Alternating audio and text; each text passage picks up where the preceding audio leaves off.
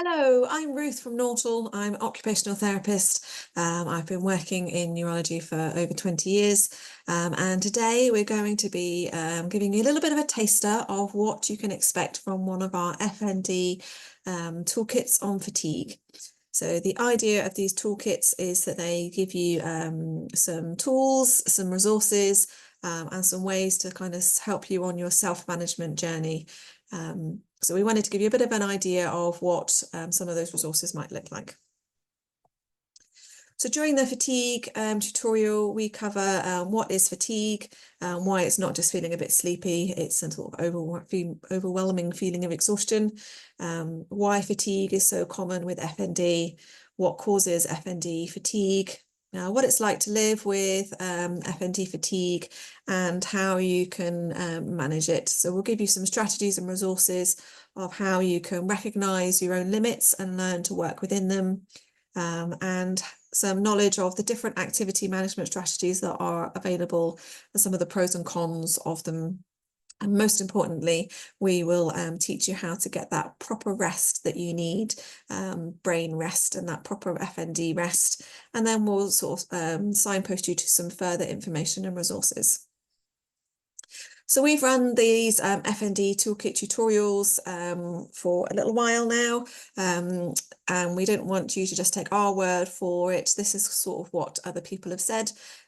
So we get 5 stars, 100% would recommend the tutorial, and people have said some lovely feedback, things like amazing from start to finish. I've learned so much for myself. I've already managed to help a bunch of people with FND. I found the toolkit very beneficial and would highly recommend this course to anybody living with FND. Learned far more than I expected. Exceptional useful explanations and effectively communicated. Facilitator, that's me, easy to listen to, steady in approach, conveying information, much enjoyed, thank you. We're always really humbled by this feedback. We love giving these tutorials and we love having those interaction with people, and we hope that these downloadable digital versions will be able to reach more people. This is some of the feedback from our recent fatigue tutorial. This is an amazing service, 5 out of 5. Few people understand FND like Ruth does. The advice is on point, but I also really value the opportunity to talk to and share ideas with others.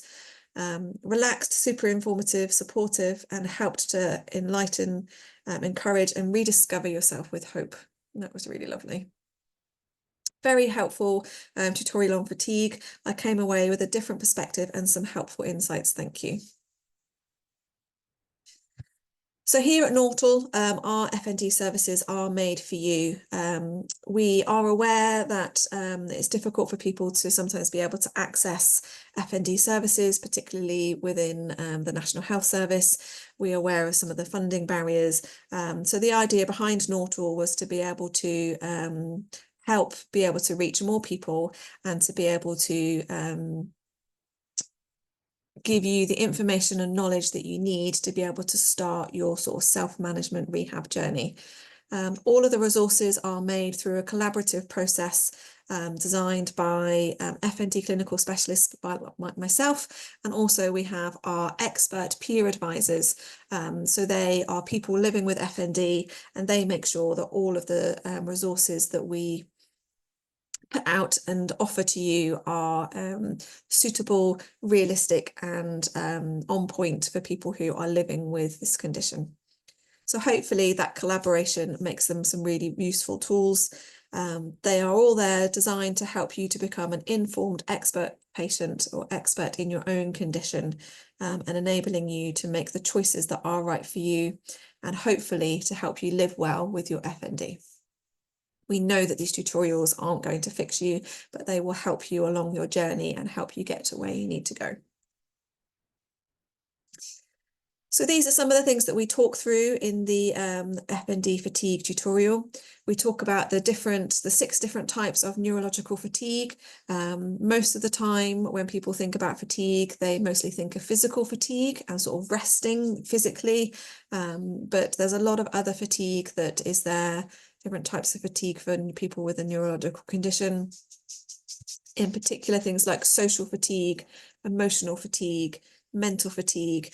and those really tricky ones, pain and chronic illness fatigue. So if you are living with FND, your brain is going to be doing more, and that's where that chronic illness fatigue and pain fatigue can kick in. So it's really important that when we think about fatigue that we factor in all of those different areas, and particularly when we're resting, that we're resting all of those different areas. So here's a little bit of information on why fatigue is so common in FND. Fatigue is not a symptom of FND, but they do often coexist together. And I guess the reason is because your FND brain is having to work a lot harder to process information. So in your typical brain, 80% of what we do is done automatically. So when I need to breathe or raise my eyebrows or make a gesture, I don't consciously think about it. You know, I might sometimes think I'm going to go up the stairs, but I don't think about now I'm going to lift my toes, now I'm going to lift my foot, now I'm going to lift my knee. The brain has all of that sort of muscle memory, movement memory, activity memory there, and it does these things automatically in a typical brain. What happens when your brain develops FND is that often your brain will switch out of that automatic mode and into what they call focused mode. So all of those movements that would have been done automatically before become really focused, and your brain has to work really hard to do that. So a lovely analogy that we like to use is sort of learning to drive. And we use this because it's so common for people to learn to drive, but it works the same for any skill that you've learnt. But if you think about the first time you learnt to drive or the first time you learnt to ride a bike, you would have been really concentrating. You would have not been able to be distracted. You wouldn't have been able to have the radio on. You wouldn't have been able to be talking. Your hands would have been at 10 and 2, and you would have been really thinking about what you're doing. That's what your brain is like when it's in focus mode. When the skill becomes automatic and you don't have to think about it, then you're able to chat, you're able to have the radio on, you're able to lean on the window, you're able to look at what you're doing a lot more. Because your brain isn't having to work so hard, a lot of that movement then becomes automatic. In FND, unfortunately, a lot of those movements have gone back to being focused rather than automatic. And so your brain is having to work a lot harder than a typical brain. And that is one of the reasons why you so commonly get fatigued and exhausted. And research kind of suggests that people with a neurological condition have to work twice as hard to be able to send the same messages around their body. On top of this, with FND, those coexisting risk factors, those things that put our brains at risk of developing FND, like anxiety and depression, often coexist. When that is the case, you are more likely to be fatigued because they are also signs or symptoms of anxiety and depression. So your brain becomes on high alert if you are anxious, and you will be using up more energy because of the anxiety. And if you are depressed, fatigue is one of the side effects of depression. So that is why fatigue is so common in FND. It's not a symptom that's caused by the FND, but an FND brain is having to work twice as hard. So you are going to be really fatigued. And on top of that, some of those risk factors that might be feeding your FND or might have caused your FND, like anxiety or depression, often come with fatigue as well. Okay, so just a little bit of a snapshot on some of the resources that we use for living with fatigue. So we've talked about how fatigue and FND coexist. There are 3 things that we will teach you on our course of how to manage your fatigue. The first one is we'll teach you through how to recognise and understand your limits and your warning signs so that you can realistically know what's achievable on each day. The second is that we will talk you through different activity management strategies and allow you to get to a point where you understand the pros and cons of each different activity management strategy and be able to identify which one works for you on each day. And lastly, we'll talk you through how to properly rest and get the rest that your FND brain needs.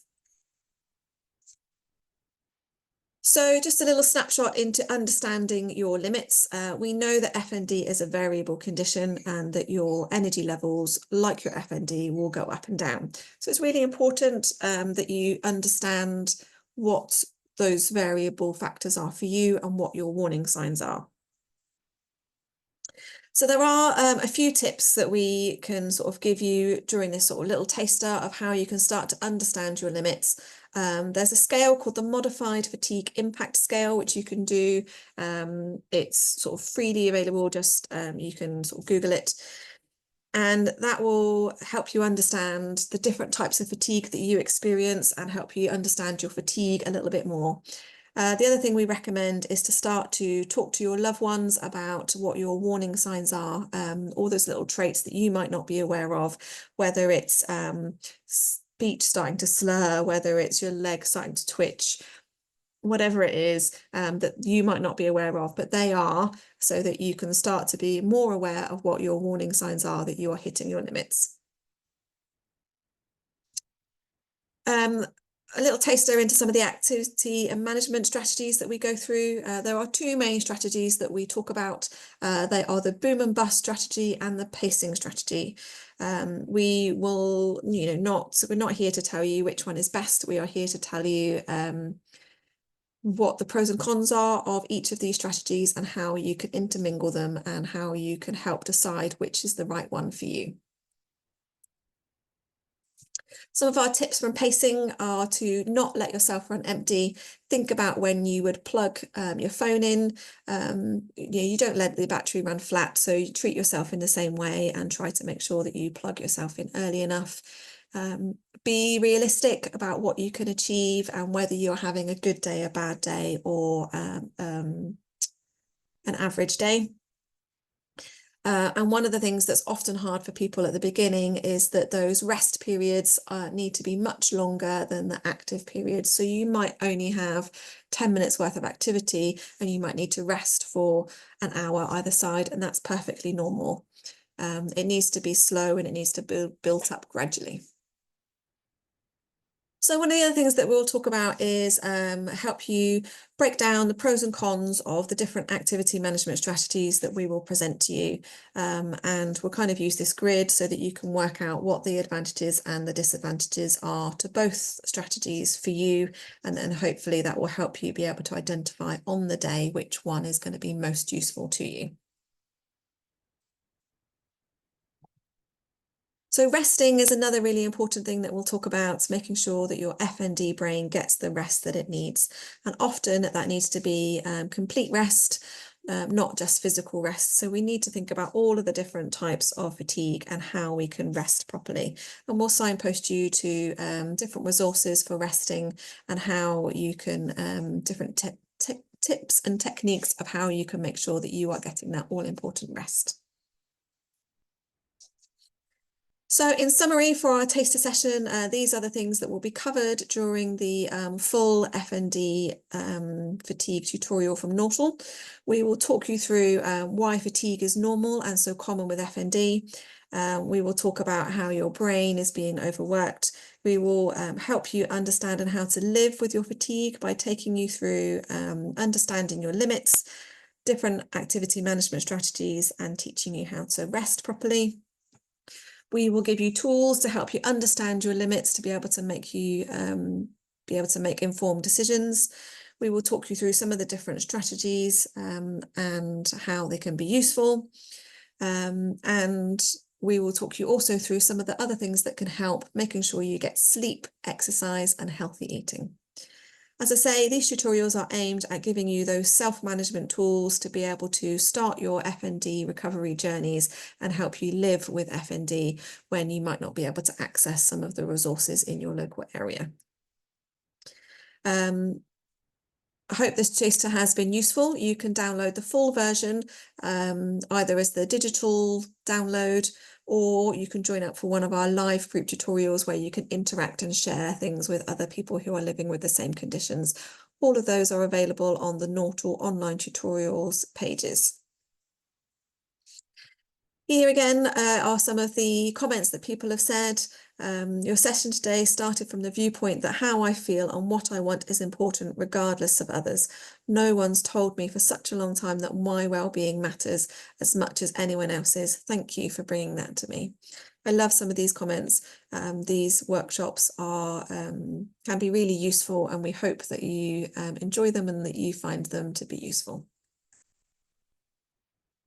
We hope to see you soon on one of our tutorials. Thank you very much. Good luck with your journey.